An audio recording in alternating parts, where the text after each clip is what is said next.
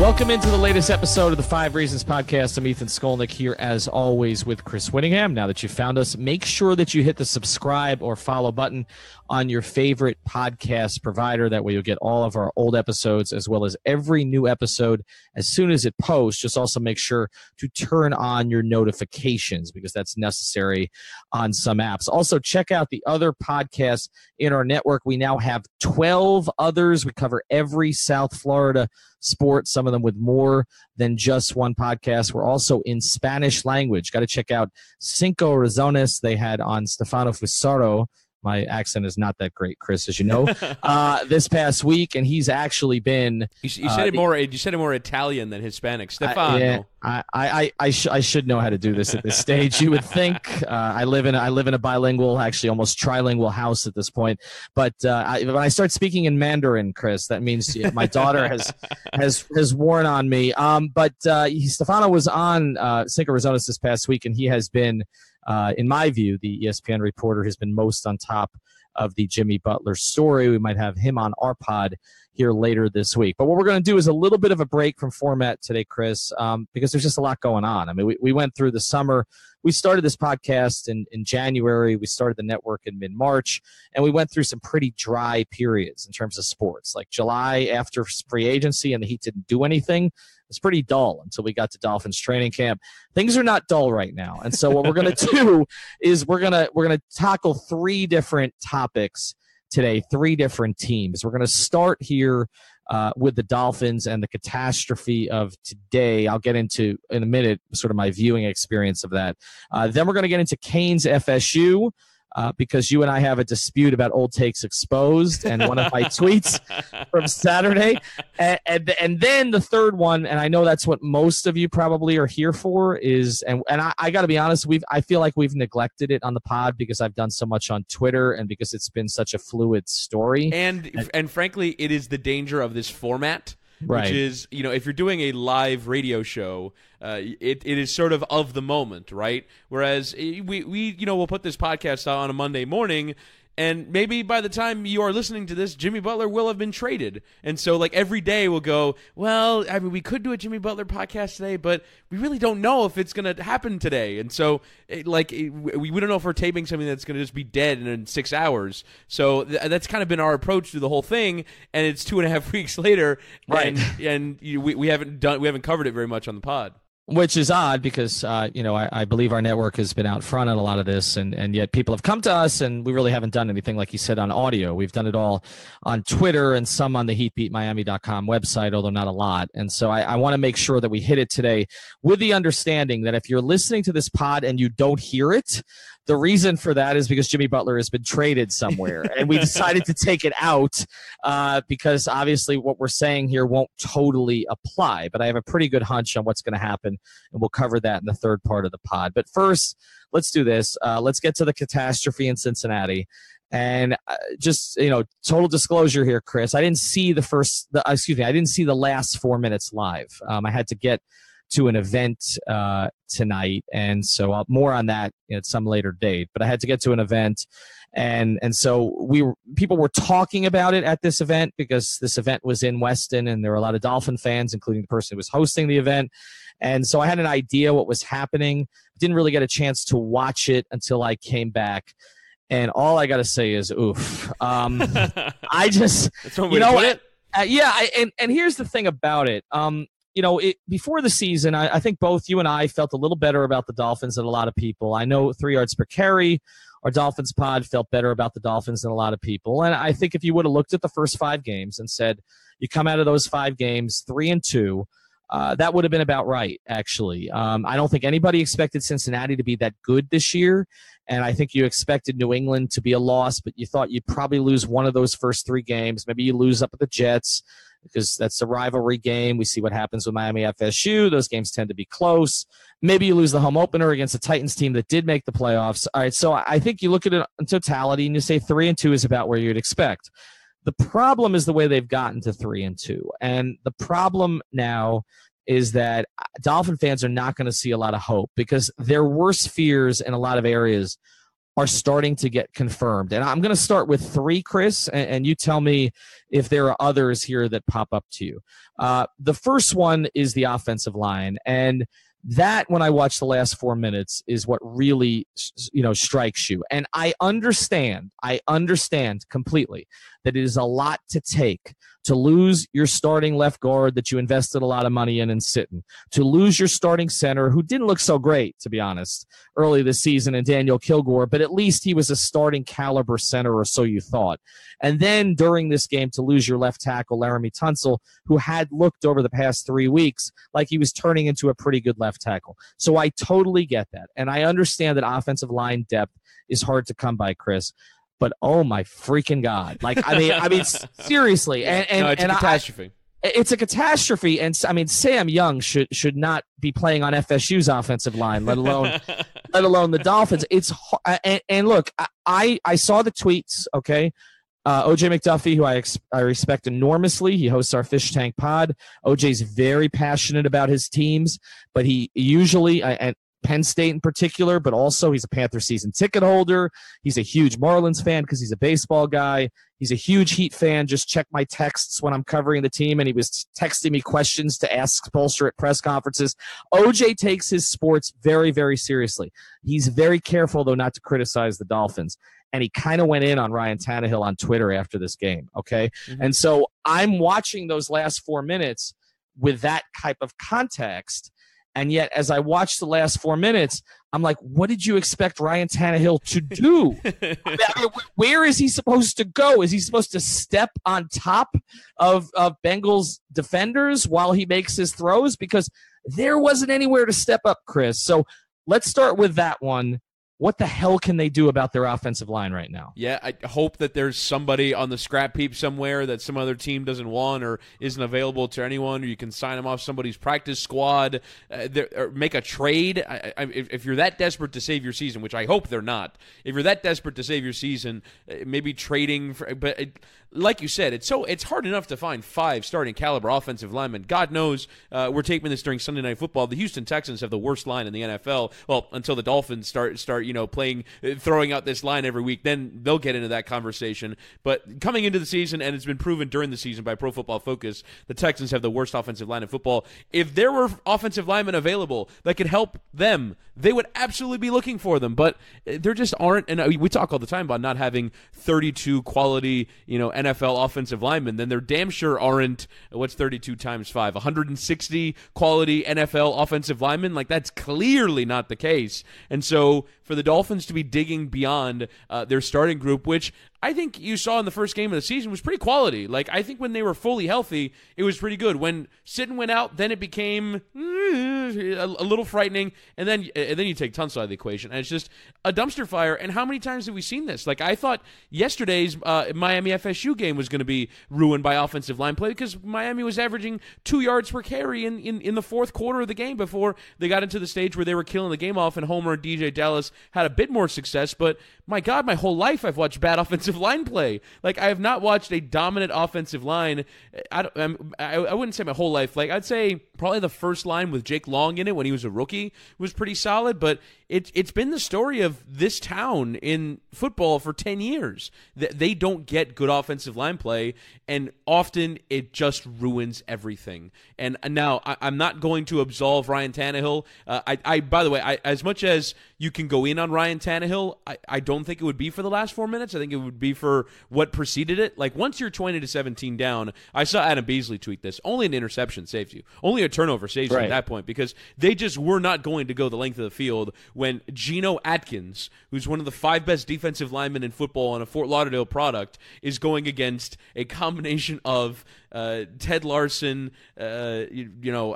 Travis Swanson, whose name I can barely remember, and if he, God forbid, he goes on a stunt, then he's going at Sam Young. Like, it's just a complete and utter disaster on the left side of that line, which is Tannehill's blind side. He was trying to step up, and there was just nowhere to go. And you're absolutely right, that offensive line, I think the offensive line ruined the comeback effort, and the injuries that ruined the comeback effort, but I think the game was long lost before that. Well, we'll talk about Tannehill here in a second. But, look, we talked about roster construction this offseason, and I liked a lot of what they did, but we also talked about depth on the offensive line was going to be an issue. And, the only guy that we had any confidence in at all was Ted Larson.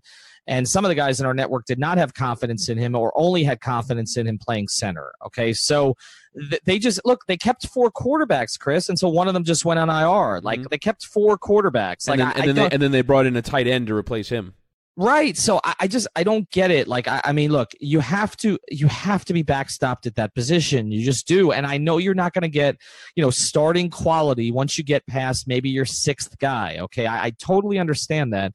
But this has been a recurring problem for so long. And I remember years ago, they got a guy named Nate Garner who they were able to plug in at 3 different positions. And it was like this revelation because you had a backup offensive lineman who didn't freaking kill you. Okay. And and they just have not had enough of those. And they've had bad starters. I mean, you mentioned when they had Jake Long, like they had Jake Long and then they gave all this money to Justin Smiley and Jake Grove. Right. And that didn't work. And those guys came in hurt.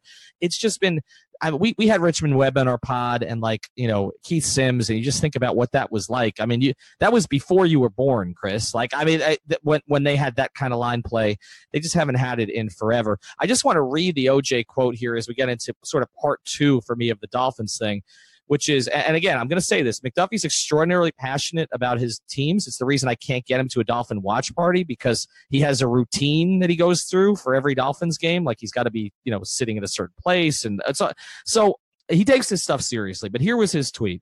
My biggest problem with our team is that I'm never confident we can put a game-winning drive together when we need it. That starts with a guy with the ball in his hands. Now, that tweet got, as we're talking now at 9 p.m., as we're taping this, 152 comments, 244 retweets, and 763 likes. OJ doesn't have 1 million followers. He's got about 13,000. Okay. So look, that's a large contingent of his followers that related to that tweet. And 2 people who related to that tweet, Keith Sims, who doesn't Keith still work for the Dolphins in some capacity? I thought he did. I don't know. It would have to be in a non-front facing position because he does not appear on any of their media. Okay. He used to. Keith liked it. And Keith Byers liked it. Remember Keith Byers? And now look, I understand those 3 guys are all spoiled, and I would say this to OJ because they played with the greatest quarterback in Dolphins history and perhaps the greatest quarterback of all time. And so I totally get that, okay? But I do think this has been bubbling under the surface for a while. And as we move to Tannehill, it is something we need to address because just former players, people around the team, I've been hearing this for the last 6 years. He's not good enough. He's not good enough. He's not good enough. He's okay, but he's not good enough. Okay.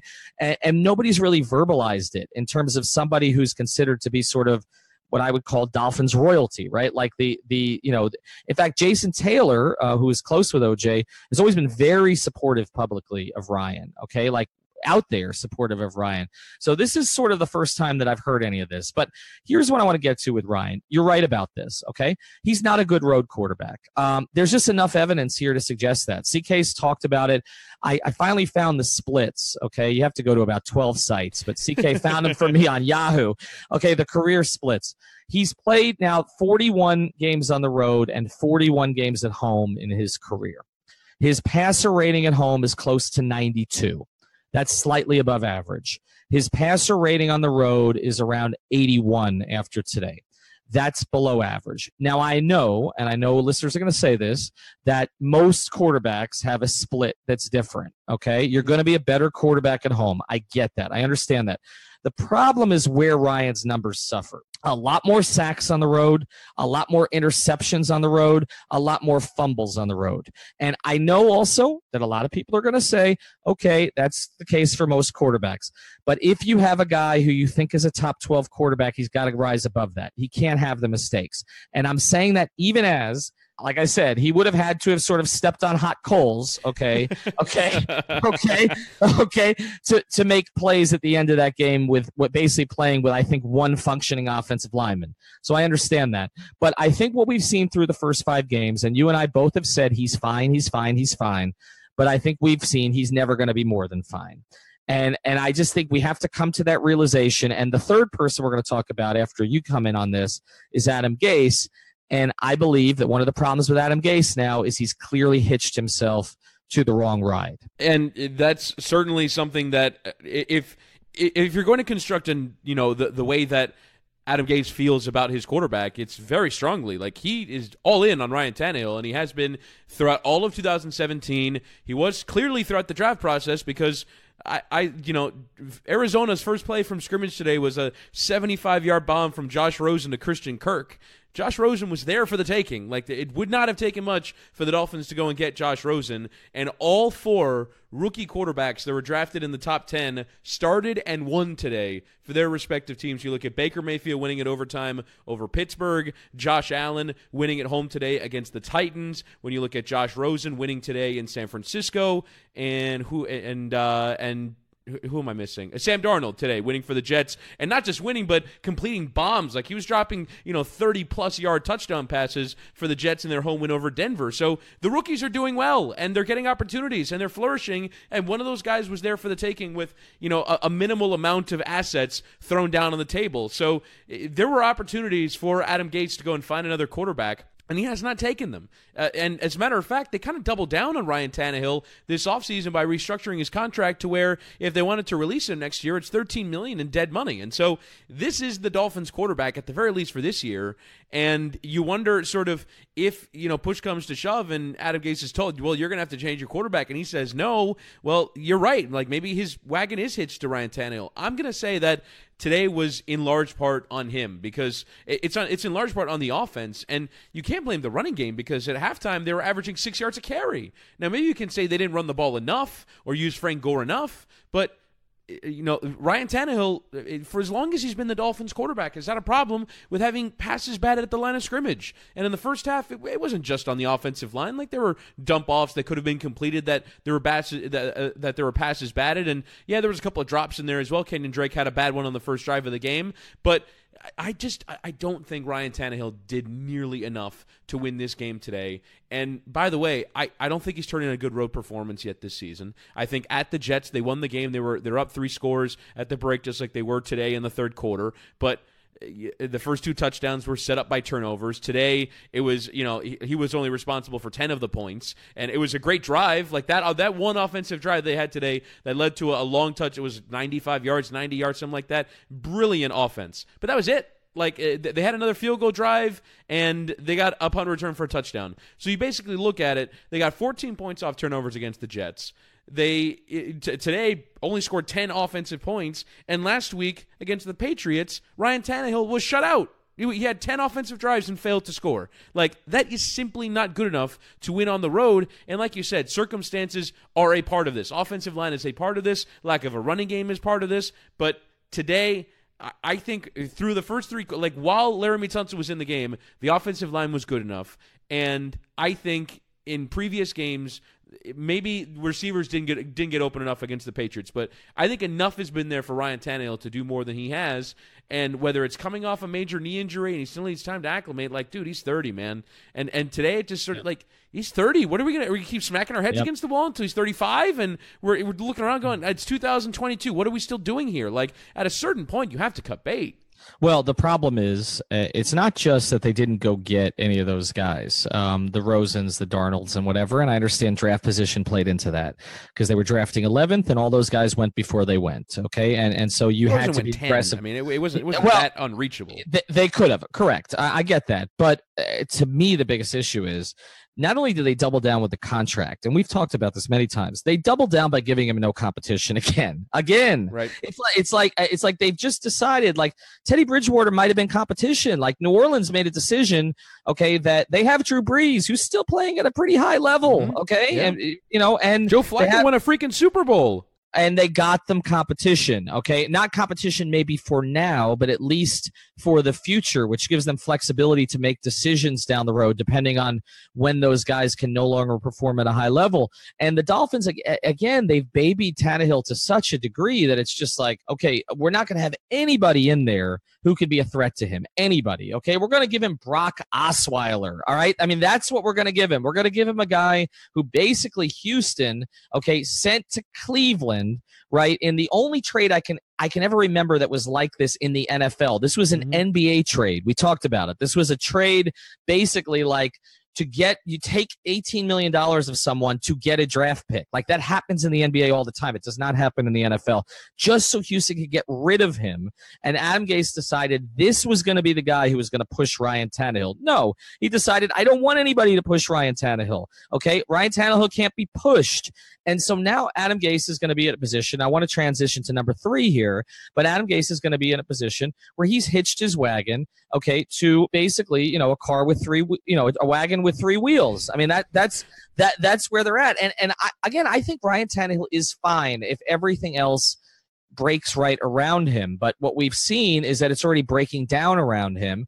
And part of that is roster construction. Part of it is untimely injuries. I mean, look, Rashad Jones came back today, and you could see a massive difference. Huge. Okay, right? And he is their best player, okay? Like, he's as much as we're going to be crapping on the Dolphins in this episode, the Dolphins' defense was superb today. Did as much as it could possibly do. You look at, you're looking at the scoreboard and go, well, you gave up 27 points. No, you didn't give up 13. They gave up 13 points today. They created a turnover. They created a turnover. Like, the Bengals had like 40-something straight drives of converting in the red zone into at least points. And on the first 2 trips today, they failed to convert. Now, one of them was a missed field goal, which, by the way, was blocked. And right. So you had a blocked field goal, and you had an interception in the red zone. You gave up 13 points. They were held Joe Mixon at like 19 yards on 10 carries at the half. Like, they were excellent today. You can't ask any more of them. No, Quinn was great. Minka was great. Rashad was great as usual. I thought Kiko was good. They got Vincent Taylor. You mentioned the block. I think Vincent Taylor's been a real revelation for them. He's been really good. I mean, they got plenty on defense. Okay, without having McCain. Okay, with having to shuffle pieces around back on the back end again. Plenty good enough. Okay, linebackers were not a problem. Look, it comes back to this. Okay, and here's part 3. Adam Gase. We got to start asking some questions, Chris. We do. Agreed. Okay. Agreed. They made the playoffs at 10-6. I get it. They were basically a flat point differential. Everybody gave him a pass last year because he didn't have his quarterback, although he brought in his quarterback in Jay Cutler. But I understand the circumstances were challenging. I get it. Okay. He was shuffling players out that he didn't like. But look, it's year 3. I talked about this on a Patreon shot that I did. They came into the game last in the league in plays per drive. Okay, they had some big plays, but 31st in plays per game. Right. Okay, they can't sustain drives. Their first drive of the game is always dog shit. Okay, it just is, Chris. I mean, yeah, it just right. is. Yeah. Okay, and that is where a good play caller is supposed to make hay, because that's where, you're scripting that stuff. Like that's not adjustments during the game. That's his mentor, Mike Martz, was the best in the league at that. Like, those first 15 plays were death. Okay. Like, now I know he doesn't. I said this on a previous pod. I know he doesn't have Marshall Faulk and Torrey Holt and Isaac Bruce and Azakeem. Okay. I get all that. All right. Or Kurt Warner for that matter. Okay. Although I think Kurt Warner, a lot of his success that year at least was a product of having all the other names I mentioned. Okay. Plus playing on turf and a dome. There were a lot of things that went into that. But their first 15 plays, I wrote stories about those first 15 plays. Like, the Dolphins went up to St. Louis and just got demolished, okay, in the first 5 minutes of that game. Like, if you're a really good play caller, like, you have enough pieces on offense, okay? Wilson, not used enough again. Grant, okay, some of the other pieces that they have, Stills, hardly used at all today, okay? They finally got Drake involved as a receiver out of the backfield. I still think he should be getting the lion's share of the carries, not Gore, but that's another issue. But look, he's got enough to work with that they shouldn't be so anemic early in games, and they're consistently anemic early in games. And so I said this on the last pod, and I'm going to say it again. He needs to give up play calling duties. And I know that fans are going to say, well, that's what he's here for. That's why we hired him. I get that. I understand that. But as I said with Cam Cameron, it's why they hired Cam Cameron too, because that's what he was really good at. And you know what? He wasn't good at it while coaching the team, and they went 1-15. And although this team is not going 1-15, obviously, worst case 3-13, I think they're looking more like 7-9, 8-8 at this point. Okay, unless they get more injuries, it could get worse.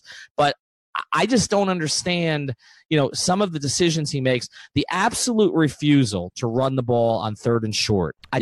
No, I just don't get it. I don't get it. There's two plays that kind of changed the fortune of the game. One is that third and short play that you just mentioned, where instead of running the ball, you had just gotten 5 yards with Frank Gore and 4 yards with Frank Gore. By the way, I'm going to disagree with you on Kenyon Drake getting the lion's share of the carries. Right now, Frank Gore is a better running back, and I understanding that Kenyon Drake is a much higher ceiling. I like the way that they use Kenyon Drake today, which is if you're not going to get 2 and 3 yards on a regular basis, we got someone who will. Frank Gore might be the best in the league at setting up 2nd and 7, and he's did the job today. I thought he was really good. And Frank Gore got you 5 yards and then 4 yards, and then you run a play action, which is a motion that I've seen a bazillion times. It seems like every offensive coordinator in the NFL, whenever it's 3rd down and 1, we're going to run a play action to the run left, and we're going to send the tight end across the formation for him to run a 2-yard route, past the sticks so we can get a first down. I mean, the Bengals saw it coming. I mean, hell, if I can see it coming, then professional defenders can see it coming too. The safety read it, the play was done, and he launched it downfield. But you got 5 yards and then 4 yards with Frank Gore, and then the other one too was just the moronic, unsportsmanlike conduct penalty following a punt that had the Bengals pinned in deep. It was just stupid. And so those are kind of turnaround plays in the game. But you're right, like the play calling with Gase in those situations is unnecessary. Not only is it unnecessary, it's repetitive. He keeps doing it, and I've tweeted this so many times that I didn't even do it today, but people will think Adam Gase is smart if this team makes the playoffs. Like, you don't have to throw in every 3rd and 1 to show how smart you are. You just don't. Just do what's most effective. And I again, particularly when you can't pass protect. Right. You can't protect it all. And now because you're refusing to run the ball in those situations, you're not even holding the linemen or the linebackers at all because they know you're throwing, okay? And so there's no trickery to this. Like, teams don't go into this and say, oh, it's 3rd and 2. Oh, my God, the Dolphins threw. No, they're going to throw. Right. They throw every time, okay? Right. And so I don't get it. And I think that they're going to need to look seriously at this because, yes, I know it raises longer-term issues about whether Adam Gase is the right coach for this team. Let's get to that later, okay? For right now, what's not working is him running the team and calling the plays because even though they're 3 and 2, as you mentioned, their offense has been horrible. It's not good, okay? No. It got worse after today. I haven't looked at all the numbers, but in all the relevant categories, 3rd down conversion, okay, plays per game, how long you're actually possessing the ball, yards per attempt, all that stuff, they're bottom of the league. They're like bottom 7 or 8 of the league. They're in that bottom quartile, okay? And that is not good enough because the defense has played well enough this year. It's played well enough, okay? And there were questions about it, but a lot of the guys that you needed to step up have stepped up. And like I said, when Rashad Jones is healthy, I always throw out the last 2 games for the defense because he's that important to them. Mm-hmm. When Rashad Jones is healthy, they're a good defense. And so for all the criticism of Matt Burke, like, he's coaching a good defense right now. You may not agree with everything he does. Adam Gase is not coaching a good offense. And, the other pushback I got on Twitter was, well, they got rid of Christensen and they brought in Dowell Logans, okay? And what I got on Twitter from people was, well, you can't trust him to call the plays. Then why is he your offensive coordinator? Like, right. It's like bringing in Brock Osweiler to be Tannehill's backup. Right. You're bringing in an offensive coordinator who can't possibly take the play calling responsibilities from you. Correct. Okay, so is this just an ego thing with him? Does he not want to be challenged? Does he not want his quarterback challenged? Does he not want his choice of quarterback challenged? Well, I know for sure.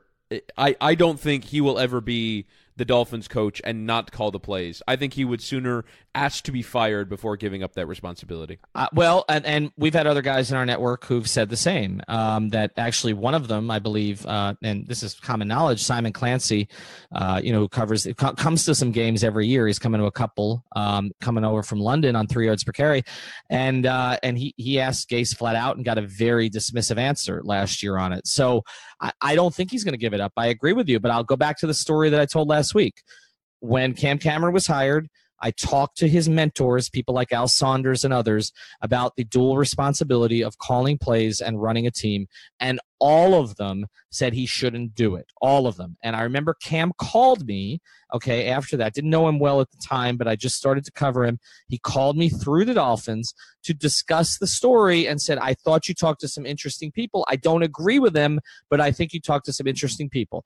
They went 1-15. The interesting people were right, okay? I think for some coaches, it's just too much, and you don't see that many of them do it. And we've seen over the years, like, wasn't there a run that the Eagles made when Andy Reid gave up those responsibilities? I seem to remember that. Well, it was last year. I mean, the Kansas City Chiefs, midway through the season, it might have been the year before, they turned over play calling to Matt Nagy, who's now the head coach of the Bears, and like their offense the next week was like they scored like 45 points the next week, and they went on a crazy second half run. I don't remember if that was last year or the year before that, but Andy Reid turned it over, and next thing you know, it's totally turning around. Like it can be a lot. I don't know what those responsibilities look like. All I know is that when I've been to training camp practices and I've seen open practices, like Adam Gase spends all his time not just with the offense, with the quarterbacks in particular. That's why he's there. But that's problematic. But Chris, that's problematic. See, I just think I understand what you're saying. It's why he was hired, and I get it. And the Dolphins keep falling into this trap of hiring a particular coach, like who coaches a certain side of the ball, okay? And then basically entrusting him with that side of the ball, and the other side of the ball gets neglected. This happened with Jimmy. It happened with Dave, okay? I was there with Dave. And it happened with Nick, okay? It used to fascinate me to go to practices or at least training camp when you could see all of it and watch Saban with the defensive backs. He was a freaking master with them, okay? Total control of the entire situation, running the drills with them, going through everything with them. It was exceptional stuff, okay? And, I would talk to offensive players and he'd be like, yeah, he hasn't talked to me in 3 weeks. Okay? Okay, I mean, we've talked to Chris Chambers about this. Remember, Chris had a good relationship with Nick. He was one of the few. Him and JT are two of the only guys who did. And he talked about a meeting that he had with Nick, where Nick said to him, we're putting it on you this year. And he ended up having that was Chambers' Pro Bowl year. I think that was 2005. But Chambers said he didn't talk to him very often. The offensive players didn't consult with him. I'm not around this team. Okay, I've never dealt with Adam Gase. I've dealt with 6 other Dolphin head coaches. Okay, obviously I switched to the Heat and I was covering that, so I haven't been around Gase since he got hired. But I'd be curious, okay, to find out from our guys who are around there, to ask like how much Gase actually deals with players besides those involved in the passing game, because I feel like it's just the passing game. It's Tannehill, but most part, in the receivers. But doesn't that beg the question? Well, then why is the passing game so bad? Well, that's problematic. Why does it seem like they're so short on ideas? Why does it seem like it's a very vanilla scheme like that? Like that's the thing to me that's most alarming. And Channing Crowder was banging on about this when we did the pregame show this morning. Was I want to see some creativity from Adam Gase? Like I saw concepts that I mostly see coaching high school football. Like it should be a lot more than that, given that this is his specialty and this is what he wants. Now, I do think there's a certain amount of, and I think you really saw it in effect in the first 3 weeks of the season when it's like they're 3-0 and Tannehill's quarterback rating's 121. Well, it's like, well, Adam Gase is engineering that. He's engineering no mistakes, short passes. We're going to get rid of the ball quickly and we're going to run some basic concepts, and I'm going to engineer a quarterback rating of 121. But then it comes down to a late-game situation. Your quarterback needs to make a play, and they can't figure out routes downfield. They can't get 15 yards and go out of bounds. It's like, and you mentioned the play calling towards the end of the game, and it's they dumped it off to Kenyon Drake. Like that one. I already knew the result, Chris. I already knew the result, and I threw something at the television. Okay, like I mean, it's just right. It's it's 3rd down and 20. You're down 10 with 1:40 to go, and Kenyon Drake's catching a ball 2 yards behind the line of scrimmage. What are we doing? I think you ask a good question. Okay, I think he needs to give up play calling. I don't know to who. Okay, and that's another problem here on this team. But you're right. If he can't get the play calling right with the quarterback and the passing game, and the passing game looks like crap, then you got to start asking the question, why is he here? And if I were in his position and I had brought in somebody I have confidence in to call the plays, if not me, and I was willing to give that up, then I might look at it and say, okay, I need to fix the rest of this, or I'm not going to be the coach here very long. And it doesn't seem like that's a priority. So we'll talk about more over the course of the week. I'm sure we'll do another episode on the Dolphins, but those were the 3 things people are going to be talking about: offensive line, Tannehill, and Gase. And they play the Bears this upcoming week. Oof. You know, the Bears have figured it out pretty quickly with Mitch Trubisky. They have an absolute terror on the outside in Khalil Mack. That's the concern. Is that and if I were them, I would just line him up on the opposite side the whole week. I just and just let Sam Young have a taste, okay? Like or whoever it is at left tackle. I mean, whatever it is that the Dolphins do in offensive line. Juwan James also. I mean, another penalty today. I mean, he's been penalty prone.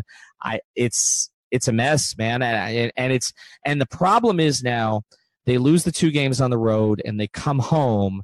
And if they go down early in this game, you know how Dolphin fans get, particularly when they're angry at the coach and the quarterback.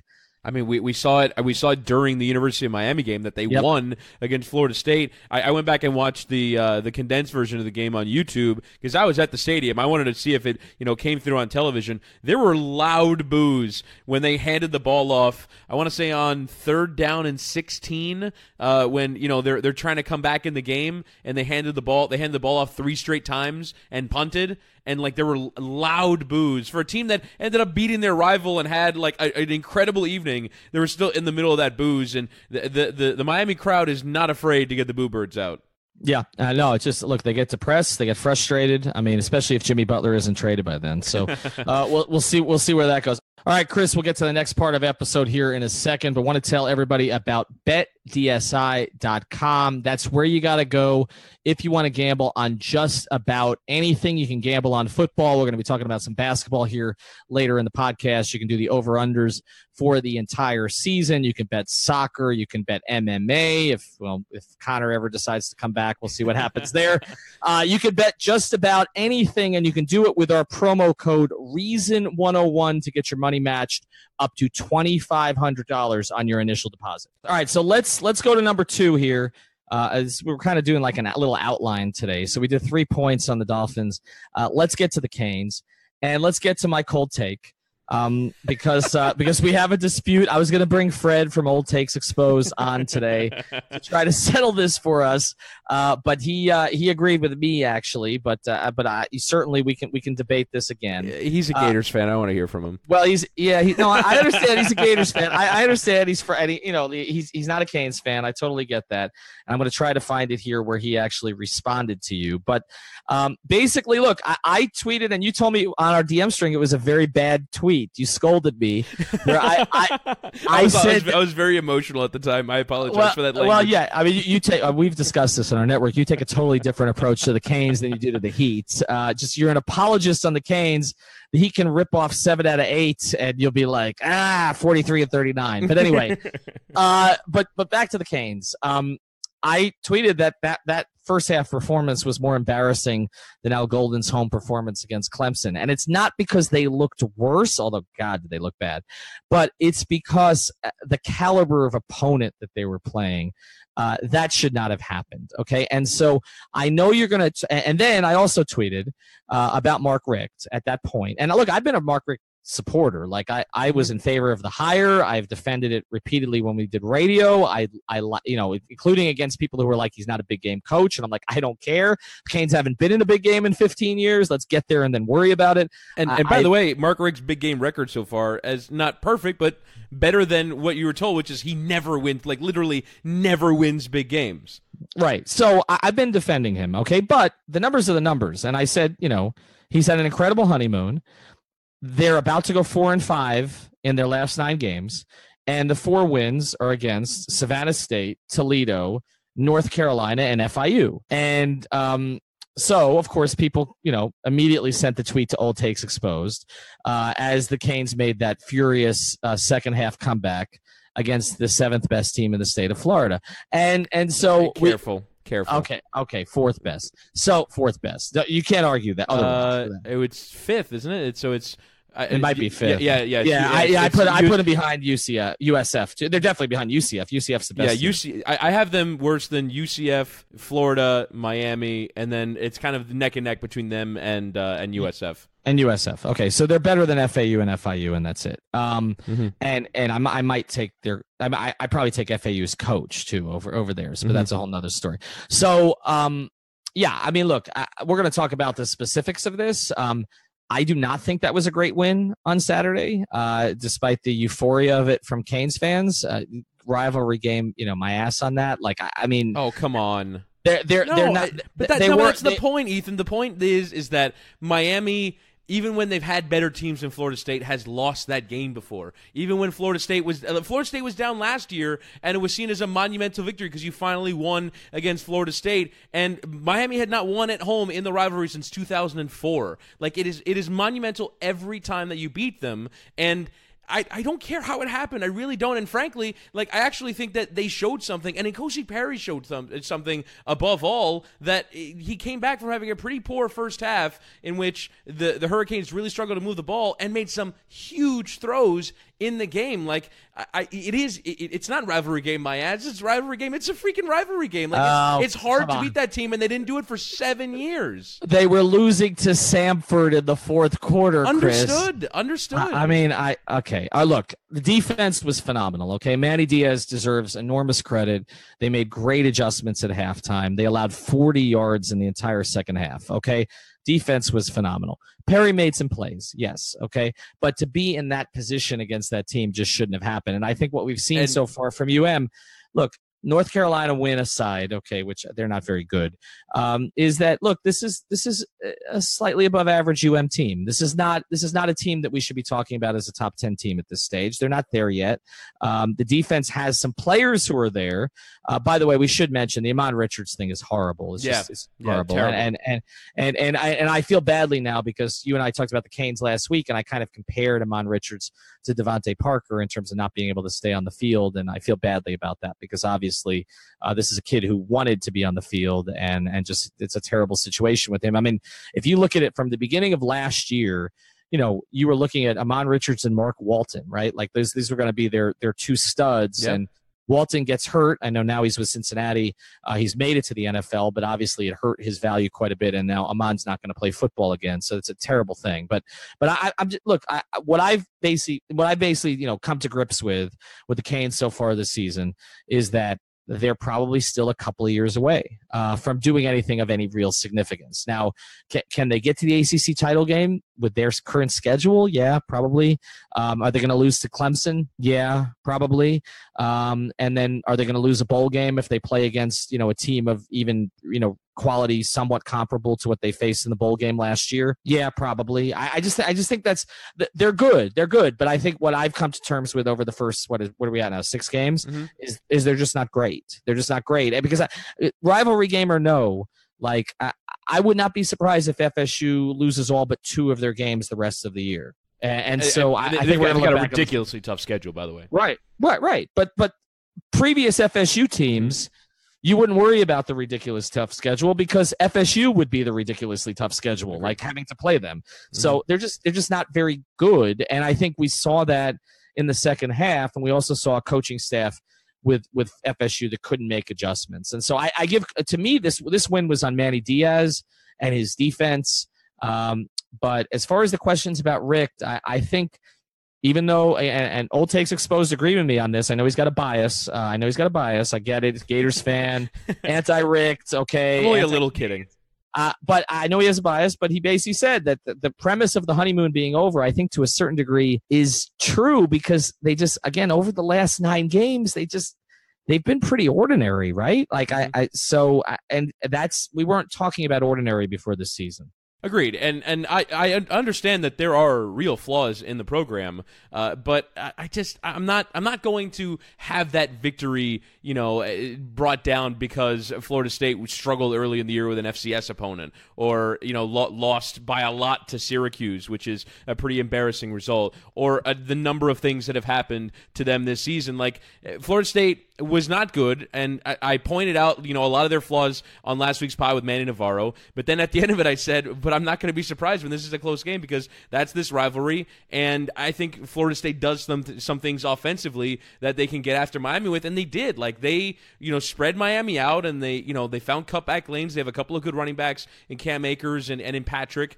and they were able to do enough in the first half to take advantage of what was a poor offensive performance, and again, Miami struggles to run the ball, and I think they have a pretty significant way to go. I would say right now the position group that is farthest away from being at the level where they need to be is offensive line, They're another team with that issue, huh? Right. I mean, you saw, on the sack, the left guard, you hear Jones just got absolutely, and N'Kosi Perry took some big hits in that game, and their offensive line, I think, is far away. You talk about playing Clemson in the championship game. That's a team that had first rounders last year and somehow convinced them to come back. So if they play Clemson in the championship game, it could get ugly in that department. But I would say running game and offensive line is still some distance away, but you just saw a team that has a formula to win games, and I think that's something that is replicable, that they have done regularly in all their games, including the LSU game, by the way. Like, they got tackles for loss. They got after, the opposing team quarterback in the LSU game,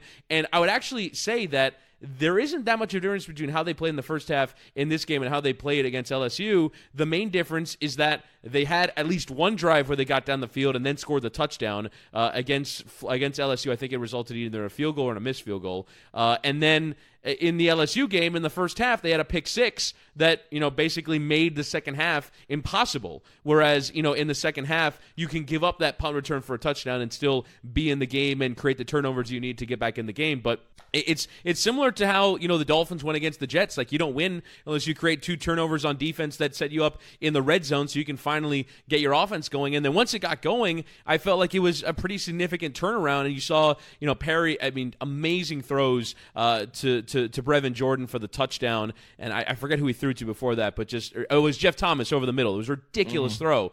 And so we do also have to acknowledge that this is N'Kosi Perry's second start. He's a redshirt freshman. Like, I think he's going to get significantly better as the season goes on, and playing in games like that will help. But defensively, you talk about, them being they're a great defense that was out-schemed in the first half, and frankly was put in terrible positions by a fumble recovered by Florida State after, again, their offensive line allowed N'Kosi Perry to get hit, and dreadful special teams, which I will grant you, if there's an area in the team that you want to have a go at them for, it is special teams, because they missed a field goal and they let 2 punts go, one for a touchdown, the other set him up at the 40-yard line of Miami, and they were not bad punts. Like, we've seen some dreadful punting out of this team, but Jack Spicer, who has come in replace of Jeff Eagles, had a couple of good ones that they just couldn't cover, and they looked slow, and they looked like they were unable to cover punts, and one came in for a touchdown, and one set him up at the 40-yard line. Like, special teams tried their damnedest to give that game away, including a late missed field goal by Bubba Baxa. Like,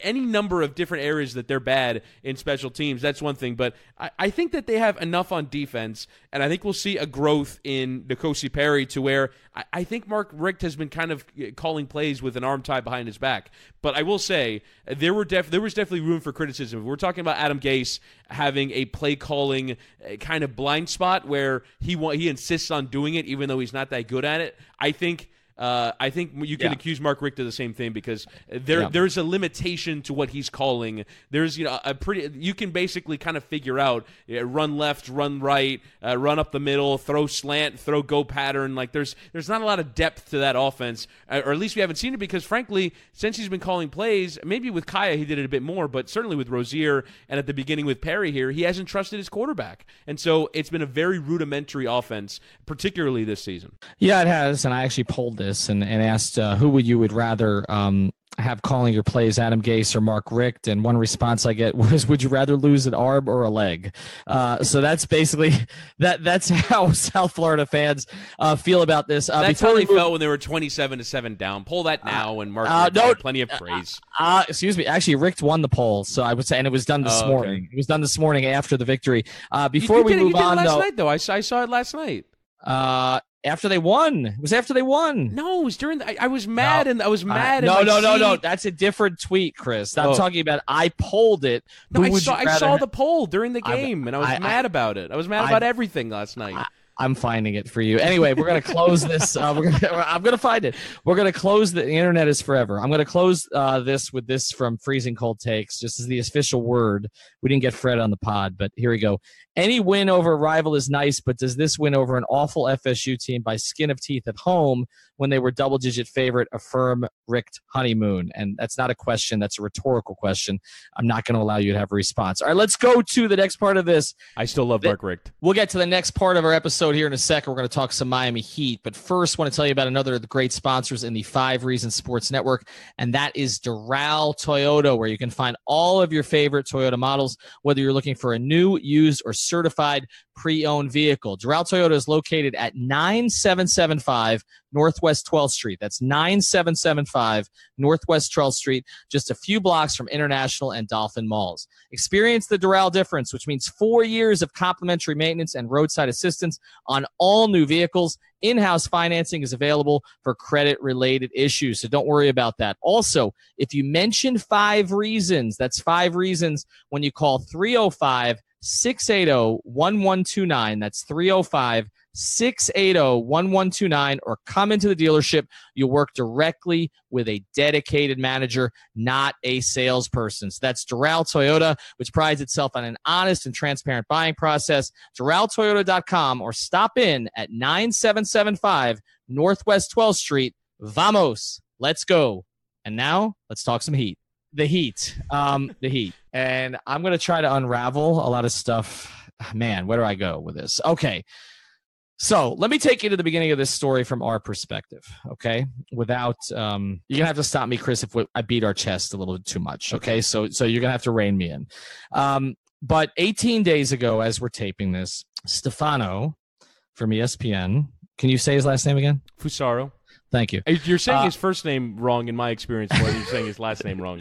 That's fine. Either way. I say it's Stefano. Okay, Stefano. Okay, either way. Okay, all right. So, all right. So, he tweeted while I was sitting at lunch somewhere that the Heat were an option for Jimmy Butler. That Jimmy Butler was interested in joining the Heat. And I made a couple of quick texts and from people I trust and got a response back that is correct. And so I tweeted and confirmed that. Shortly after that, a very prominent national reporter whom I respect, okay, who has sources, tweeted out that there were 3 teams that Butler was interested in joining, and the 3 teams he mentioned were the Nets, the Clippers, and the Knicks. So the Heat were not on there. And the 5 Reasons Sports account got swamped with people who called us idiots and you don't know what you're talking about and blah, blah, blah, blah, blah.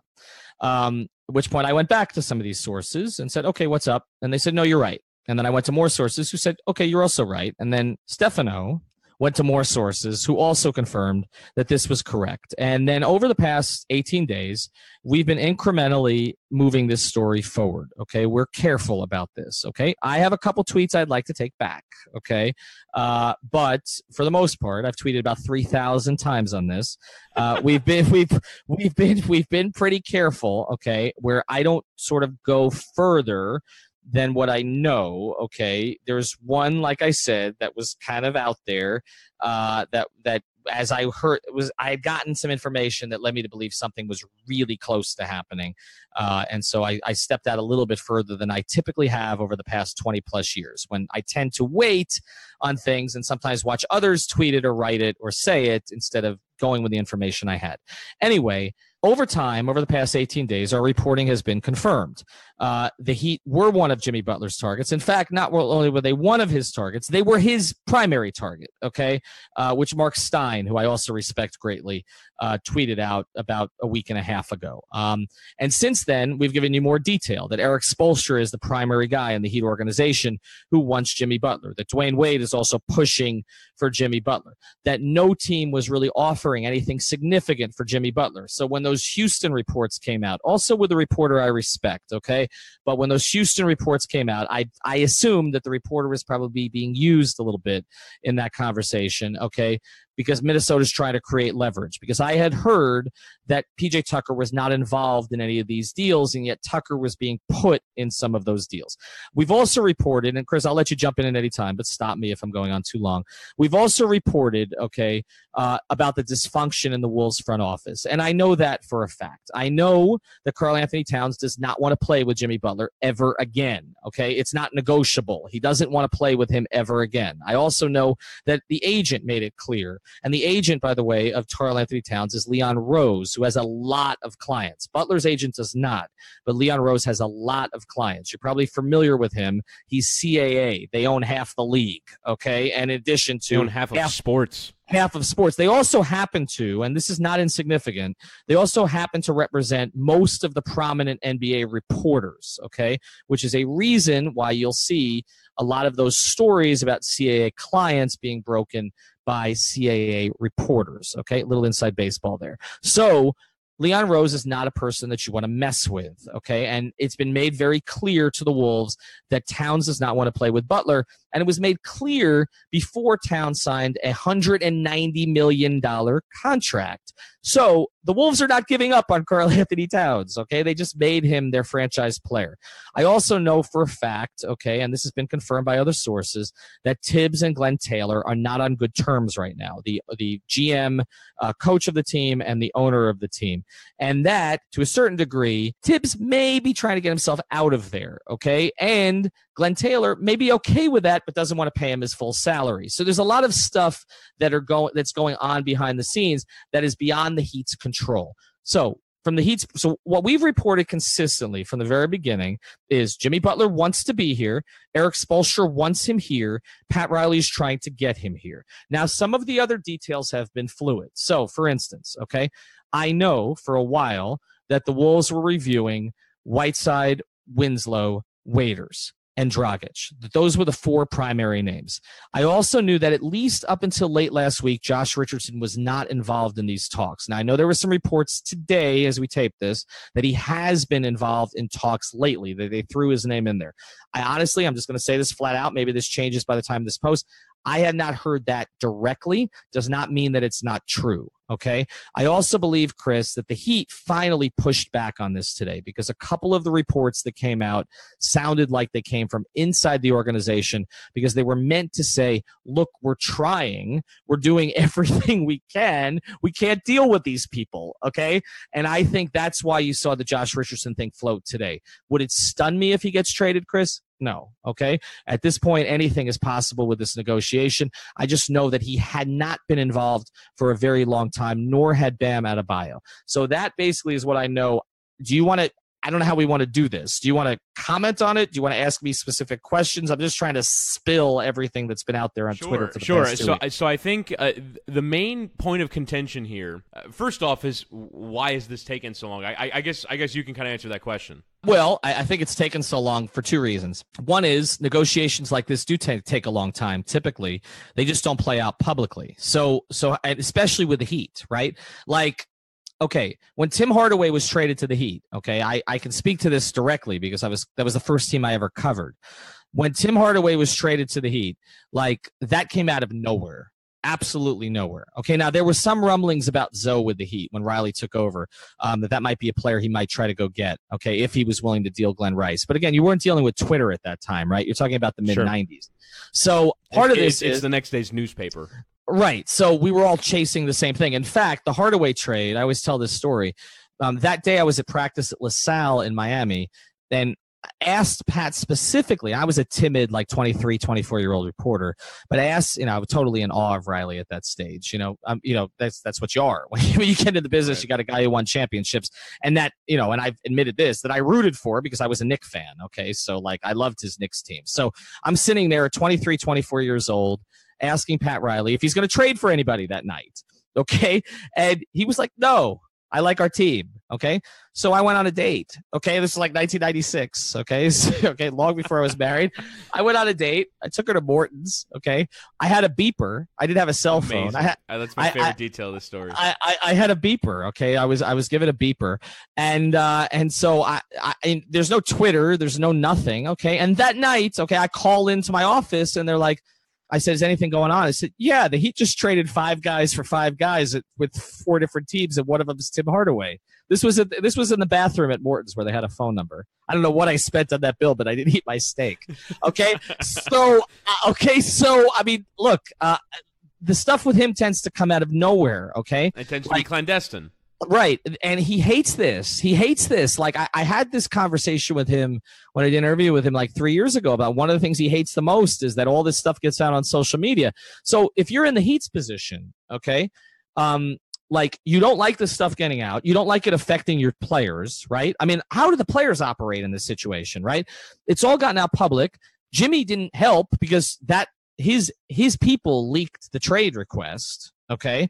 I heard that the Wolves just wanted that kept in house. I've also heard, okay, and I can report this now, that Karl Anthony Towns asked for a trade last year. Okay. So he asked for a trade last year. So this has been dysfunctional for a while. Now they decided to commit to Towns, but again, with the understanding that Butler was not going to be there. So if you're the Heat, you're used to operating in darkness, right? And then the Spurs, they operate in darkness. That's what was so weird about the Kawhi situation this year. It was so uncomfortable for them. When you're a good organization, that's what you do, okay? The Heat are a good organization. The Wolves are not, okay? Right. And so they're dealing with this dysfunction. So I had reported 10 days ago that they made what was termed a final offer. But then there was another offer after the final offer, and apparently there's been another offer after the final offer, and Minnesota keeps getting to the finish line and then saying, no, we want something else. And so if you're the Heat, you got your guys in training camp, you got Spoelstra trying to figure out a rotation, they're hearing about themselves, they're following this on social media, and you've got this organization that's basically fucking with you. I mean that has no other, because their internals are a mess right now. Which is what George Sedano said on The Jump, which was, Pat Riley called him, he phrased it as he may or may not have said. May or may not. I love George to death, and we'll probably talk after I get off this pod, but may or may not, George. I mean, come on. I mean, George and I were texting all that night. Okay, may or may not. Okay, the point is they're not happy. Okay, right. That's and that became clear tonight. Okay, or today when you had one report by Shams, who I know the Heat like. Okay, I know who most of the people in there will talk to and who they won't. Okay, so they like him. So I've heard, and so there's a report that came out. I don't know that it came from them, but I thought it was a report that was advantageous to them. And then Barry, who is digs this stuff up, okay, I know has relationships in the front office, had another report which was very advantageous to the Heat, okay, in terms of, we've been trying and they want our firstborn, okay? So those two reports come out. So that, to me, is the organization pushing back, okay, on this and letting people know we're doing everything we can, but, we've got a 4-year-old on Ritalin that we're dealing with. How do we negotiate this situation? And so I don't know, Chris, when Pat just says enough. Right. And that's my next question. Well, I have a comment and then a question. My comment is this Tibbs, doing something that's specific to this situation? Or because the thing that I know is, particularly when I listen to Stan Van Gundy on Le Batard's show, is that coaches very often advocate for other coaches and also advocate for the world to return to the way that it used to be. And so I do think there's the slightest bit of this that's Tom Thibodeau saying, no, I'm not going to lose on a trade just because the player, as the English would say, throws his toys out of the pram. A player is in control of this. I think the coaches are really tired of the players being in control of all this. But this is his player, though. That's the other thing, Chris. This is a guy he coached before that he basically, played 48 straight minutes for 3 straight games. Okay. All right. I mean, this is a guy he knows. And not only that, but then traded 3 assets to go get. Now, we can talk about whether Zach LaVine was really a great asset entering contract year or whether Dunn had shown anything, although there were teams who thought Dunn was the second or third best player in that entire draft. Okay, now he hasn't shown it yet, but certainly he had that kind of upside. And they also traded, by the way, the pick that became Markkanen, okay, who probably going to be an all-star in the next 3 years. Okay, had a very solid rookie season. Right. So they gave up 3 legitimate pieces for a guy who they brought in, and not only that, but they've also brought in Rose. Okay, they brought in Taj Gibson. All right, so and they brought in Luol Deng, for God's sake, at this point. Okay, so they basically given Tibbs free reign, and that's a whole nother issue. Like you mentioned, Stan, I'm hoping we're going to have Stan on the pod, but I want to talk to Stan about the difficulties of being the coach and, personnel guru at the same time, whether it's GM or team president, because really the only person in the last 25 years who's pulled it off is Pat Riley. I mean, the other one is Pop, I guess, if you don't want to give R.C. Buford that credit, but it almost never happens that anybody pulls it off. Doc doesn't have the power anymore. Stan got fired. Budenholzer, that didn't last very long, right? It just doesn't happen, okay? And it doesn't work for the most part unless you're Pat Riley, okay? But look, if you're looking at their situation right now, Minnesota's let Tibbs do what he wants, right? I mean, Tibbs, is the guy who signed Gorgie Zhang to that ridiculous extension, okay, after he was hired, okay? He's the one who signed him to that deal that they're trying to get rid of right now, okay? He's the one that traded 3 assets for Jimmy Butler, who won it out within a year. He's the one who gave Wiggins that extension. I mean, Wiggins' first 3 preseason games, we talked about a catastrophe with the Dolphins earlier this season. Like, he's averaging like 4 points a game, okay? Maybe it's more than that, but he has not been very good. And then, he's brought in Rose and Deng and Gibson. I mean, he's trying to put together the Bulls 7 years late. Okay, I think I keep using this reference, which the Heat Beat guys didn't get, but I keep using this reference that he's basically George Costanza, driving around the Yankee Stadium parking lot, dragging the Yankees championship trophies behind him, daring George Steinbrenner to fire him. How do you negotiate with that? Yeah. How do you negotiate with that? And then the other thing, too, is when you're getting the mixed messages with the owner as well. But I do think that this is a guy who's asking for the moon and the stars, mainly you can say because he wants to get fired, or that that he doesn't actually want to get rid of Jimmy Butler, which is a real possibility, but I think also because he wants to restore the power dynamic of a bygone era that players like LeBron James have detonated, and that now has opened the door for players like Goran Dragic to use that. Like, people have talked about how Jimmy Butler is like the least of the guys that can sort of pull this off. Like, Goran Dragic pulled this off, and that's why he's in Miami right now. And so, like, I wonder if it's the restoring of the power dynamic. But I think the big question that most Heat fans want this answer to is there a real chance that this doesn't happen, and what would be the reason why it doesn't happen for Miami? Yeah, that's what I have on my text right now. Yeah, there's a real chance. I mean, I can't predict, as I've said all along with this whole process. And look, you're going to get steps wrong along the way as things are fluid. But I think we've had, the big stuff right. Okay, and the big stuff is he wanted to play here, and the Heat were trying to get him. Okay, those are the 2 big things. But I can't control Minnesota. Like, they can't control Minnesota. Minnesota can't control Minnesota. So I don't know. I mean, could it not? I mean, my only thing is this. Okay, they have to trade him. Like, I mean, you're not.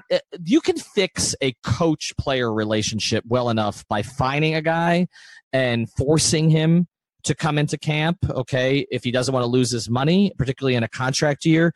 Like, there's certain things they can do to him if they really want to go that direction, make it uncomfortable for him. I don't know if it'll be enough. I don't know Jimmy Butler. I mean, I've interviewed him a handful of times. To be honest, haven't had great experiences, but I don't know him, okay? I have a media friend who's very close with him, who really likes him, who says a lot of the stuff out there about him is kind of BS. So, it's hard for me to say. But what I will say is that, look, you can do those things if the major problem here is coach, player, or even if it's owner, player. If it's player, and it's, more importantly, star player, that's not fixable. It's not fixable. It wasn't fixable for Shaq and Kobe. It's not going to be fixable for Butler and Towns. And look, again, without getting too specific here, this is about a bigger thing than Shaq and Kobe, okay? I mean, Shaq and Kobe was about ego. Who got the credit? Right. Who got the credit, right? I mean, that's really what it was about. It was about Kobe wanting more credit and then being tired that he wasn't getting more credit when Shaq was coming to camp fat. Okay, I mean, that was basic. I mean, to really boil it down, that's what it was really about, right? Like, there were other things like, the Denver situation and, what Kobe, revealed about Shaq that he shouldn't have revealed. So there was some personal stuff there, but that was a big thing. And those guys won championships together. Like, there was a compelling reason. There is no credit to share for making the 8th seed and getting smoked out of the playoffs by Houston. Correct. Okay. Right. So this is not fixable. Like, it's not worth fixing, particularly because Butler's not going to be there long term anyway. He's in his last year of his deal. He's not re-signing with Minnesota. It's over. It's over, Tibbs. It's over. Okay. So the only question is, how long do you hold him and keep him away from the team? And do you just wait until the Bucks put a Middleton on the table, or Washington puts a Porter on the table, or Houston puts Tucker with Gordon on the table, which I still don't think is a great offer, but whatever, okay? Or the Clippers put Tobias Harris on the table, or Philadelphia decides they're going to come up and put Fultz and Saric on the table. Like, are you just going to wait for that? Because Boston's not interested, okay? They have assets, they're not interested. The Lakers are not interested at this stage, right? So, San Antonio went and got DeRozan to replace Kawhi. That's not an option. You could have swapped them. Okay, that's not an option now.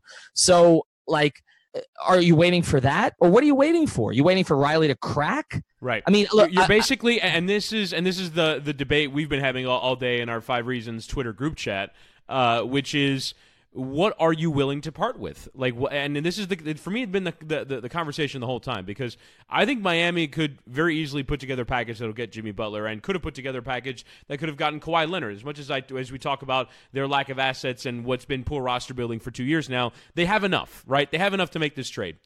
And the question is with that in mind, how much are you willing to part with? When the Heat leak, they're asking for all of our firstborns, is because they don't want to. They want to win this trade. They want this to be, when we look back in the last 10 years of the NBA, and depending on what Boston ends up doing, the Brooklyn trade will end up going down as a move that Boston won to a historic degree. And I think now teams want to do that. Like they want to win to a degree that is almost embarrassing for the other team. And I think that's what the Heat want to do here. They don't want to give up anything. And so basically, but they don't have to. But see, my thing, I understand. Like they don't. They understand that they have the position of leverage in negotiation, but there is still one tiny lever of power that the Minnesota Timberwolves have, which is, if you don't agree to our terms, you don't get the player. And, and the Heat have to figure out where their line is on how badly do you want this player, because like you said, there is going to be another offer at some point, whether it's now or in February, where someone's going to get desperate enough and want Jimmy Butler. And is the Heat comfortable with losing out on an opportunity to, frankly, overturn the fortunes of years now, which is they don't have a superstar. It doesn't look like there's going to be a superstar on their team. And Jimmy Butler was rated by SI as the 10th best player in the league. And he can be your sort of avenue to other superstars. So how much is this worth to you? And my answer is a lot, but I'd be curious what your answer is. My answer is it's not 2 young guys, Chris. It's not. It's not 2 out of the 3. Okay. So, I mean, we can have a conversation. If it's Winslow, one of the offers we've heard all along, okay, and Kelly Olynyk slipped in there in some conversations too. But one of the things we've heard for a lot has been Winslow and Whiteside. Okay. Taking back Gorgui Dieng's contract, giving them a pick. Okay. This is when you don't have other teams involved. And I know Sacramento, Phoenix, I've even heard the Lakers. There have been other teams that have been sort of sniffing around this thing as possibilities to sort of facilitate a trade. Okay. Now the Lakers don't have any money, but there's ways to clear stuff out. Okay. But what I would say is I would not give up 2 young guys for him, because to me, he's not Kawhi. Okay. And we had this conversation about Kawhi. Kawhi is different, man. Like, he's a top 5 player. We can argue whether Butler is top 10. Butler is not one of the guys that matters towards winning a championship, right? No. Kawhi at his best could be. And absolutely. That's why Toronto can win the East this year with Kawhi. I'm totally confident in that I think they may win the East, okay, with Kawhi, if he's as motivated as he should be. But Jimmy Butler is not that. Okay, he's 29 years old. He's going to be paid $40+ million in the last year of his deal. And as you know, we're going to have Bobby Marks on the pod this week, and Bobby, said this, responded to me on Twitter with something, and he's right. The one thing we're also not accounting for is Josh Richardson's on a really, really good contract. And Jimmy Butler's last year of that new deal is going to be the same as you're getting Josh Richardson for 4 years. So is that 1 year of Jimmy Butler at 33, 34 years old worth what you're going to get from Josh Richardson over the next 4? Particularly because I posted this on 5 Reasons Sports too. Josh Richardson, maybe he doesn't become Jimmy Butler. I get that. I understand there's a huge leap to make. But Josh Richardson's numbers at age 24 were better than Jimmy Butler's numbers at age 24. So I think with Josh Richardson, a lot of it is just getting him to the correct position and putting the ball in his hands more. And maybe he becomes something close to that. Maybe the Heat don't believe that, okay? But I believe they do, because they wouldn't have held him out of the trade talks as long as they have. So my answer on that is I'm totally willing to give up first-round picks, because the reality is Pat doesn't care about those. I don't know that they're going to use them correctly. Okay. But hold on a second. You not caring about first-round picks is a lot different than Pat not caring about first-round picks. I think that the Goran Dragic trade was a mistake, because you give up 2 first-round picks for a player that does not change your franchise's fortunes. And while I think Jimmy Butler has the potential to do that, it's not Kawhi Leonard, where if you get healthy and committed Kawhi, he is changing your franchise's fortunes. Pat's going to be 74 this year, Chris. I understand he's old now, right? he still has a responsibility to this organization, and Mickey Arison has a responsibility to this organization to not let someone in his organization make such a short-sighted decision like that. What was signing Tyler Johnson to a contract with $19 million over each of the last 2 years a short-sighted decision? 100%. Because Mickey made that one. So all I'm saying is, look. You say you want Pat to leave, and we could have done an hour pod on this, so I don't know how we're going to break this up. But we might have to split this into 2 parts. I just hope we're recording. But my computer might run out of memory by the time we finish this podcast. Okay, I mean this is 2 weeks stored up. Okay, but Chris, look, you say you want Pat not to do something irresponsible. Okay. The irresponsible thing for Pat to do is not to give the Heat a chance. That's how he views things. I agree, but you're looking through the prism of Pat. So I'm saying I don't like giving up players who I've seen can be contributors. Like, I know you're not high on Winslow's upside, okay, as maybe some are, okay, Justice better. Okay, I know you're not as high on his upside, okay? I know you've talked about Josh being 25. I know you don't know if Bam's a cornerstone piece. I believe he can be, okay? But I think it's too early to tell. But I think it's impossible for a player without – like you would be able to know with his offensive game, like Karl Anthony Towns from the jump. Like the reason why he's not Karl Anthony Towns, but his first season, Chris, was better than Clint Capella's second. Okay, so I feel like are you building your team around Clint Capella? Like you're building your defense around Clint Capella, but it's pretty good. Defense is half of the game. They just gave him $85 million. Okay, I'd rather have Clint Capella than Tristan Thompson at that price, but okay, well, much rather. But look. I believe Bam could be more than that, but at least I've seen something from those guys.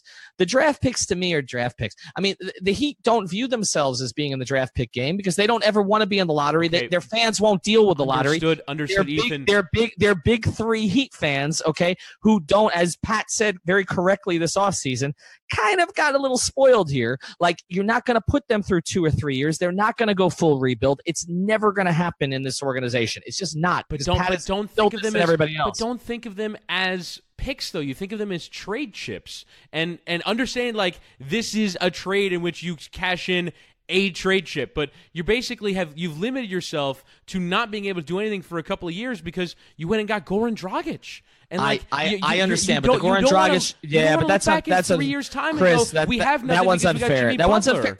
Chris, they made that trade, and on the same day, look, I will be critical of the Heat where you need to be critical again. For the contracts they have on their books right now, the Dion Waiters contract. We talked catastrophes a lot here. Like, that's, to me, one of the worst contracts Pat's ever signed, okay? It might be the worst, okay? But the reality is, okay, you can't blame them for Dragic because we weren't blaming them for Dragic at the time. First thing, Goran has been the player they expected, okay? So it's not like they misjudged him as a player or a person. He's been the player they expected. He's been the person they expected. He's been an asset to the organization. He made an all-star team. So, look, they did it, okay, on the very same day that Chris Bosh was diagnosed with blood clots. I am never going to kill them for that because if that team had been healthy, okay. Are they winning the championship? I don't know, but they would have pushed Cleveland. I covered that team without Bosh, okay. They would have pushed Cleveland. They had Toronto in a 7th game, and I know we bug on Hassan here, but if Hassan doesn't sit out that series, I understand. Nobody respects LeBron more than I do, Chris. But look, they would have been in an Eastern Conference Finals against the Cavs. And for Riley, that would have been an enormous victory, considering, okay, what had happened to the organization, being blindsided by LeBron, making dumb signings, drafting Shabazz Napier, okay, Granger, McRoberts, all the things that had happened, to be in that position where you're the second best team in the East and you're giving LeBron fits. And I don't know that they lose to LeBron because LeBron would have lost 3 times in this building because he never wins in this building, okay, when he hasn't been with Miami. So I don't know what would have happened, but I understood the premise of the Dragic trade. You needed an elite or a near elite type point guard. No, but you said a near elite. No, when you're giving up 2 first-round picks, you need elite. Elite. Look, you can kill them for a million things. I'm not killing them for that one. What I'm saying is this.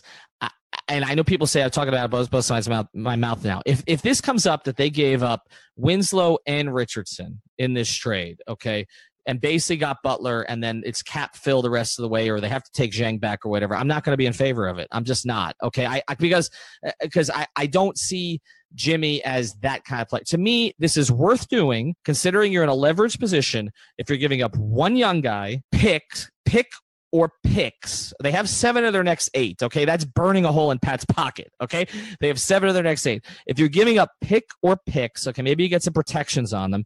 All right, and all right, you're getting rid of a contract. If they're able to do that, okay, whether it's Whiteside or Waiters, okay, and now Hassan is, looks better this year, and he looks more motivated and whatever, and you've got a little bit of bump. It's kind of a dead cat bounce, right? Like a stock market, you got to stock the tanks, and it kind of bounces up a little bit. Okay, that's when people tell you to sell. Okay, I didn't do that with a couple things last week. All right, so look. It's late. I didn't do that today with the Cincinnati Bengals live money line on BetDSI. BetDSI, our great sponsor. So look, to me, if you can do that, one real asset and a pick, I'm fine with it. Okay, I don't like trading Goron, but if you have to do that, you do that. If they have to give up 2 of the 3 kids, I'm not feeling it as much. And because they're in a leveraged position for all of the things we've talked about 50 minutes ago, all right, they're in a leveraged position with Minnesota. They shouldn't have to give up. But that would be my point about not giving up multiple first-round picks, is that if you're in a leveraged position, you don't need to give up. You don't need to give up multiple first-round picks. You're devaluing your own asset. You're devaluing your own asset. And look, I understand that Pat Riley has devalued the asset plenty of times before. The league hasn't. The league still views a first-round pick as a big freaking deal to trade. And so just because you don't value them that way, you still have to think of you have to think about it in a broader context. And so I wouldn't want, I would be more willing to part with the young players than with the picks, because there is a potential, there is something there down the line that you offer yourself your flexibility, whereas as they have these young guys, right? They don't have flexibility right now. They don't have flexibility to escape their current predicament unless there is significant internal improvement that maybe you see coming, but I don't see coming. I don't see Josh Richardson becoming a star. I don't see Bam Adebayo becoming a star, and I definitely don't see Justice Winslow becoming a star. And so you basically, I think maybe not Bam because he's only been in the league for a year and he's a very young player, but yeah, I don't know about Bam. Yeah, we don't know his ceiling. We don't know what he can be, but just sort of by virtue of the way that the game is played, I don't think that he can be, as a big man who's not shooting threes, I don't think he can be much more. I don't know that he can't add that, though. Look, in his workout, that's what he did for them. I believe that some of that stuff is in there. You watched him, I was watching him in the scrimmage, okay? And you watch him get the ball off the rim and advance the ball up the court. And then you watch him move defensively. He's not perfect yet, but you watch him move out to the perimeter. You watch him switch. You watch him. And I'm like, that's a modern big. They found a modern big. And you're looking to, the other thing that you're doing is you're talking about these draft picks, but you're thinking about them in the context that they're going to get better players than Bam Adebayo or Justice Winslow or Josh Richardson. And if the Heat are the Heat, okay, this isn't the Dolphins. This isn't the Marlins. This isn't, I think, what I think is going to be the best pro team in the market this year, the Panthers. Okay, but this is a team, this is a franchise that expects to be contending every year. Things are really wrong if these are top 13 picks, okay? So you're talking about these as assets, you can't give up this asset because of what this asset means to an organization like Sacramento, okay? Which, by the way, if you just draft the guy that one pick after Sacramento picked a guy over the past 8 years, you'd have an all-star team. Okay, just do it sometime. Go to the draft, okay? Find the guy that was picked one pick after Sacramento, and you will have an all-star team, okay? So, but picks mean more to organizations like that suck. This organization does not suck. Okay, do we agree on that? No, but we're sitting in a situation. We're sitting in a situation right now where the team went out in the first round and didn't do anything in the playoffs. Chris, I'm doing this for Heat Beat. Does this organization suck? No, it does not. Of course it doesn't. But my question is, why are you landlocking yourself? You're landlocking yourself. But Chris, why are you landlocking yourself if you're keeping 2 of your 3 assets, players that have some growth potential, maybe not Kawhi Leonard growth potential, but maybe they have growth potential into, say, the top 40 of the league. Let's just say, okay, best case scenario, Clint Capella, by the way, top 40 on a lot of charts this year. Okay, so let's just say that you have potential to get into that area. Let's say that Josh Richardson becomes Jimmy Butler light. Let's say that Justice Winslow, I don't know, what's the comparison at this point? They've used to say Ron Artest. I don't know. Bam Adebayo, let's say he's Clint Capella, okay? So let's say you keep 2 of those 3 guys, all right? And you're going to be competitive because you're not going to be non-competitive as long as Spoelstra's your coach and as long as they have some of these minds in their front office. Okay, so I just don't. Draft picks are currency. Yes, I get it. Okay, Pat has talked about being in the chip collecting business for years. I get it, but draft picks don't mean as much to this organization because this organization does not expect to suck. Okay, but sometimes you trade for Kevin Garnett and Paul Pierce, and you think that you're going to change your franchise's fortunes, and you don't. And sometimes you trade 2 first-round picks to get a point guard when you desperately need a point guard, and your franchise signing gets sick to a degree that ends his career. Like there are contingency problems that having draft picks allows you to preserve, and we've spent the better part of the last 2 years saying that the Heat can't do anything because they've given away their picks and they don't have anything valuable and they don't have the currency to get things done in the free agent market, literally, because they've given away all their cap space. You've given away your flexibility, and for an organization that can operate as a big market team, this isn't Milwaukee, you can operate with flexibility. And they constantly need it, and I'm not willing to cash it all in because. But that's not about draft picks, though, Chris. It's not about draft picks. That's about giving ridiculous contracts to Hassan Whiteside, Tyler Johnson. It's all of it, though, Ethan. Deion Waiters. It's all of it. It's having all of it is what allows the Boston Celtics to be the Boston Celtics. When you have a bunch of first-round picks, even though you're good,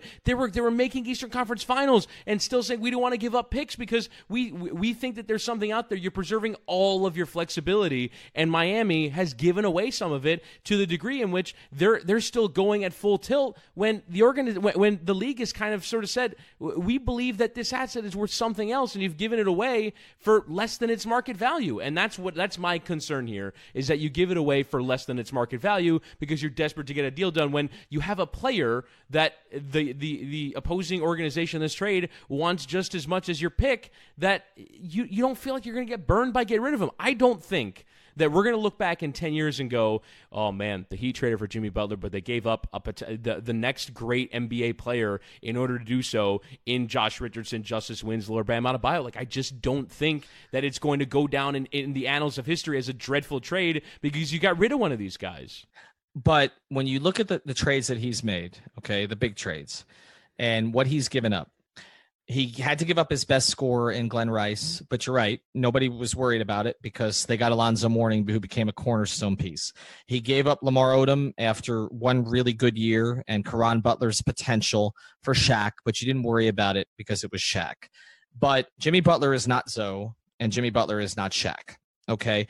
And so I feel like you and I are arguing the same point different ways. We're just, sure. we're both saying, okay, there's a point that you should not go to for this particular player who we both like, but I don't like the end of this contract. To make an analogy, what we're basically arguing is I don't want to sell my car off the lot, and you don't want to sell the car that you like and you drive now. Correct. That's basically what this is, and the car off the lot is not because the car off the lot. Okay, could be a lemon. It's not a Ferrari. It's not a Maserati. Okay, it's not even a Doral. It's not a Doral Toyota, one of our great sponsors. Okay, the car off the lot is none of those things because the car off the lot, okay, is the 22nd to 28th pick in the draft if things are breaking right for the Heat. But if they don't break right, and so they don't break right, and you know what happens? Okay, if they don't break right, some of these contracts, these crappy contracts that they have, hopefully they're going to be able to unload one or two of them in this deal, but okay, the crappy contracts will be gone. Okay, that whoever's in charge, whether it's Pat, whether it's Shane, whether it's Andy, whether it's Nick, whether it's Mickey, whether it's Eric, okay, whether it's Adam Simon, okay, whoever's in charge, okay, is probably not going to make the same mistakes that the Heat made in the dreadful offseason of 2017, one of the worst off seasons, in my view, they've ever had. Okay, so because I think they've learned their lesson on that. Okay, that coming after 2016. So I don't think that's going to happen again anytime soon. And so, yes, Miami will restore itself to its rightful place as an attractive destination to players because they will have cap space that they haven't squandered because some of these contracts will be off the books and because they are not an organization that sucks. Okay. they've been able to get players who want to come here, like Gordon Hayward, for whom they were a second choice, like Kevin Durant, who they were somehow a third choice, okay, from what I heard, even in light of his other options, which were much better, and Jimmy Butler, okay, who everybody said would want to play in Los Angeles, right, and wants to come to Miami. So these players have wanted to come here, even though the Heat don't have what they should have if Riley and Arison and the rest of them hadn't signed these, bloated contracts and had been able to get, have more to offer to these players. So the Heat will restore itself to its rightful place, okay, in the NBA universe. I'm not concerned about that. So to me, when you have 7 of your next 8 first-round picks, okay, I think what matters the most, and we can close here, but I think, or we're going to close, by the time this closes, his contract will have expired.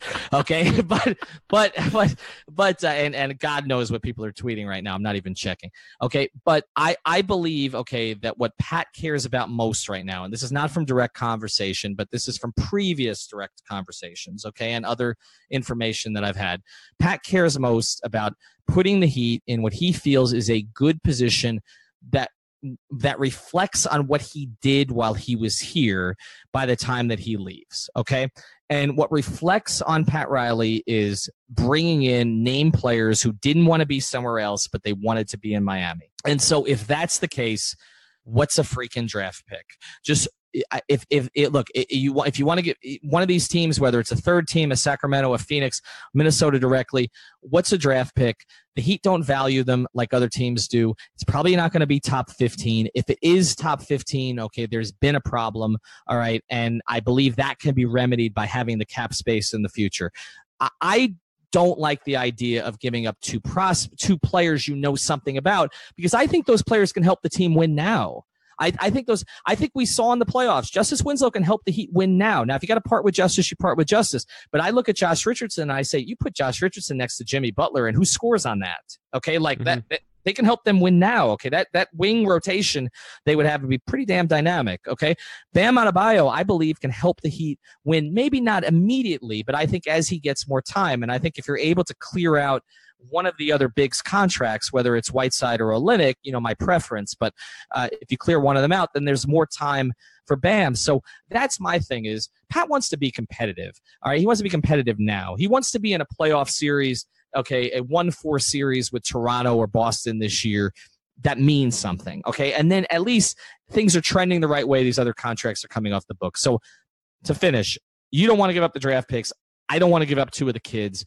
I don't think they're going to have to, okay? Right. I think that like the end lesson in all this is that the Heat are in a negotiating position of strength. They're sick of the fact that the Timberwolves don't realize it. And I think it's sort of what the next step is when do the Timberwolves realize it? And frankly, I think this ends with when does the Timberwolves owner step in and say, this is the best we're going to do, take it. Or when does the owner say, I got to do better as coach? See ya. Right. Right. Exactly. Tom Thibodeau, you're fired. Right. And I think that's going to happen. But I don't know if it happens right away. But I think it'd be pretty hard on the eve of the season. Well, it would be, but I mean, stranger things have happened. I mean, there's been a couple of Laker coaches that didn't survive 2 weeks. I mean, it's certainly. I mean, David Fizdale last year. I mean, look at Mike Malone.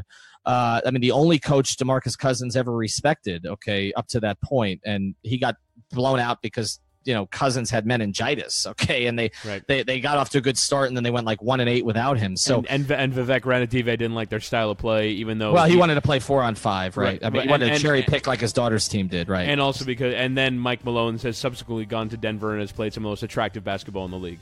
Right, and I think they're a dark horse candidate to be like a top 3 seed in the West this year. So, yeah, look, to close, by the time that you hear this pod, it'll all be irrelevant. But hope you enjoyed it. It was about 3 hours.